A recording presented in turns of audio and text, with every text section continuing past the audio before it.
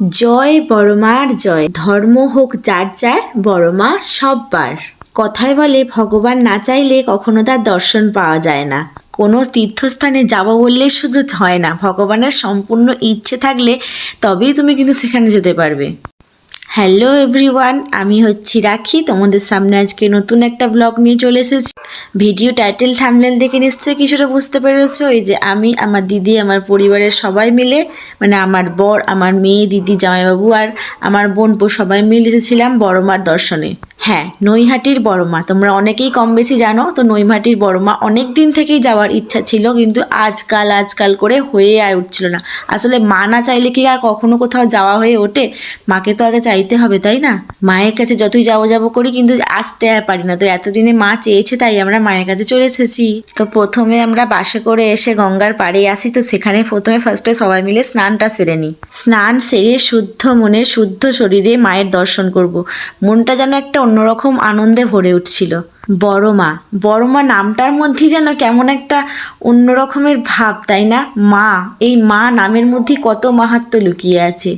বড়মাকে দর্শন করার আগে মা গঙ্গাকে একটু মন ভরে প্রণাম জানিলাম, যে মা গঙ্গা, শরীরের ময়লার সাথে সাথে তুমি মনের ময়লা সব দূর করে দাও মা। যার মন সুন্দর তার সব সুন্দর। মনটা যেন সবসময় পবিত্র রাখতে পারি, তুমি আমায় এই আশীর্বাদ করো। যাই হোক বন্ধুরা, কথা বলতে বলতে দেখো আমাদের কিন্তু সবাইয়ের স্নান করা হয়ে গেছিল।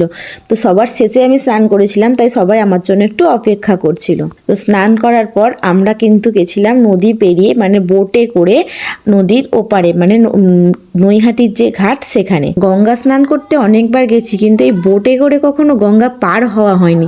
তো এটা কিন্তু আমার বেশ মজা লাগছিল। আর তার থেকেও আমার মেয়ে কিন্তু এটা খুব বেশি উপভোগ করছিল, কারণ ও বাচ্চাও আগে নদী দেখেছে, কিন্তু এইভাবে করে নদী থেকে বোটে করে কখনো পার হয়নি। আমার মতোই কিন্তু ওর অভিজ্ঞতাটাও খুব ভালো তৈরি হয়েছিল। তো খুব ভালো লাগছিল। তো সবাইকে দেখছিলাম বোটের মধ্যে, সবাই অনেক ফটোশ্যুট করছিল। তো বোটের মধ্যে আমরা কিন্তু কয়েকটা ফটোশ্যুট করে নিয়েছি। বোট থেকে নেমে আমরা চলে এসেছিলাম এই ব্রিজে। তো ব্রিজ থেকেই দেখা যাচ্ছিল যে প্রচুর মানুষ গঙ্গার পাড়ে স্নান করছে, এবং সেখান থেকে বড়মার মন্দির পর্যন্ত ডন্ডি কেটে যাচ্ছে। এটা কিন্তু খুব ভালো লাগছিল দেখতে। আর রাস্তার দুপাশেই ছিল অনেক দোকান, যেখানে বড় মায়ের পুজো দেওয়ার জন্য ডালা বিক্রি হচ্ছিল, এবং বড় মায়ের ছবি কিংবা অনেক অন্যান্য দেবদেবীর ছবি, অনেক দোকান ছিল এখানে। তো এখানটা দেখছিলাম, খুব ভালো লাগছিল। নৈহাটির মাটিতে পা দেওয়া মাত্রই কিন্তু মনের মধ্যে একটা অন্যরকম প্রশান্তি অনুভব করছিলাম। মনে একটা অন্যরকম শান্তি অনুভব করছিলাম, যে আমি শেষমেশ বড় মায়ের কাছে এসে পৌঁছতে পেরেছি। এবার আমি কিছু নাই হোক বড় মায়ের দর্শন নিশ্চয়ই পাবো। তো নৈহাটিতে ঢোকা মাত্রই তো সেখানে আমরা একটা দোকান থেকে ডালা কিনলাম, এবং সেখানে জুতো, ব্যাগ, যা কিছু জিনিস সেগুলো কিন্তু রেখে গেলাম। আর একটা এই দিদিভাই আমাদের সবাইকে কপালে বড়মা তিলক এঁকে দিচ্ছিল। তো তারপর আমরা সবাই মিলে চলে গেলাম পুজো দিতে। পুজো দেওয়ার জন্য গেলাম একটা বিশাল লম্বা লাইন, প্রায় 1 ঘন্টা আমাদেরকে লাইনে দাঁড়াতে হয়েছিল বন্ধুরা। তো দেখতেই পাচ্ছ তোমরা কত বড় লম্বা লাইন। তো আমরা সবাই লাইনে দাঁড়িয়ে গেছিলাম। তো আমরা লাইনে দাঁড়ানোর কিছুক্ষণের মধ্যেই পিছনে দেখি আরো অনেক কত মানুষের লাইন পড়ে গেছে। যাই হোক, দীর্ঘ প্রতীক্ষার পর আমরা বড় মায়ের মন্দিরের সামনে এসে পৌঁছালাম। এখানেই কিন্তু শেষ নয়, মন্দিরের ভিতরে ঢুকে সেখানেও দেখি বিশাল একটা লাইন। মন্দিরের ভিতরে স্টিলের ব্যারিকেড দিয়ে কত সুন্দরভাবে মানুষের লাইন দিয়ে মায়ের কাছে যাওয়ার জন্য রাস্তা করার একটা ব্যবস্থা। এটা কিন্তু আমার খুব ভালো লেগেছে বন্ধুরা। মন্দিরের ভিতরের ব্যবস্থাপনা এবং সিকিউরিটি খুব ভালো ছিল। এই ব্যবস্থাপনার জন্যই কিন্তু প্রত্যেকটা ভক্ত সুন্দরভাবে মায়ের দর্শন এবং মায়ের পুজো দিতে পারছিল। চলো বন্ধুরা, সব কিছু বাদ দিয়ে 2 চোখ ভরে মাকে দেখি আর মায়ের চরণে নিজেকে সমর্পণ করি। আর সবাই মন ভরে একবার বলি, জয় বড়মার জয়।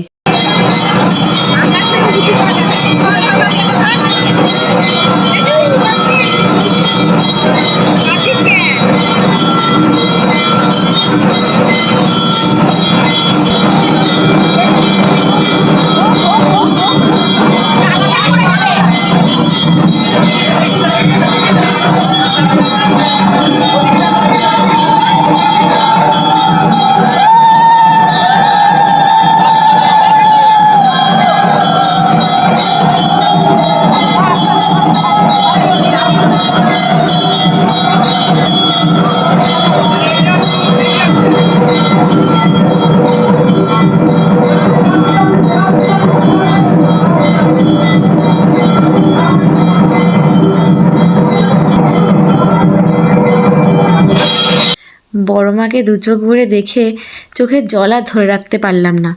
কীভাবে যেন নিজের চোখ থেকে জল বেরিয়ে এলো, বুঝতেই পারলাম না। বড় মায়ের ওই মন মাতানো রূপ, মন মাতানো সাজ মনকে কিভাবে যেন প্রফুল্ল করে দিল বন্ধুরা।